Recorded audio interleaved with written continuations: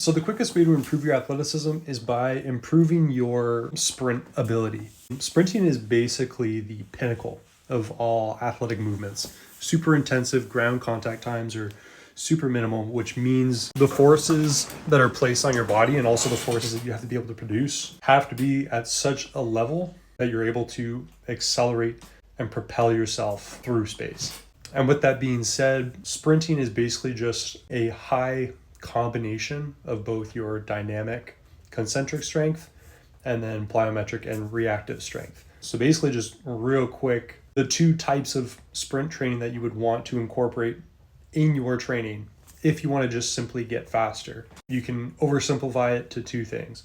You need acceleration-based sprint training and you need max velocity-based sprint training. Obviously, there's going to be more of a technical component. We can call that for now the transition phase, where you're basically transitioning from your acceleration to your max velocity. But basically, on one side of the spectrum, the acceleration-based training, you really want to focus on more rate of force development type movements. At the start of a sprint, obviously you don't have a whole lot of momentum, so you have to teach your body, your muscles, and your nervous system basically how to generate force quickly.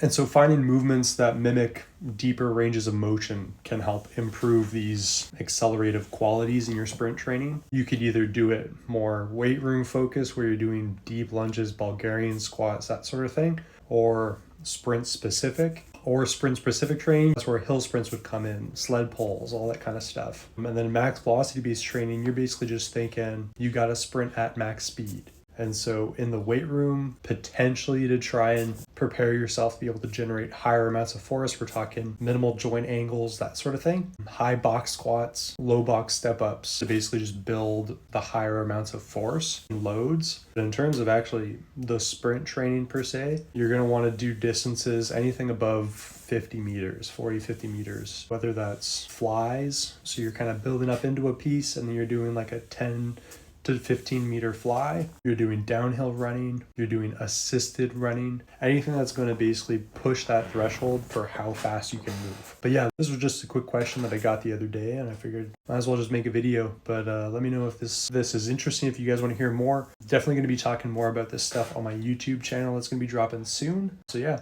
let me know in the comments if there's anything you guys would like to know.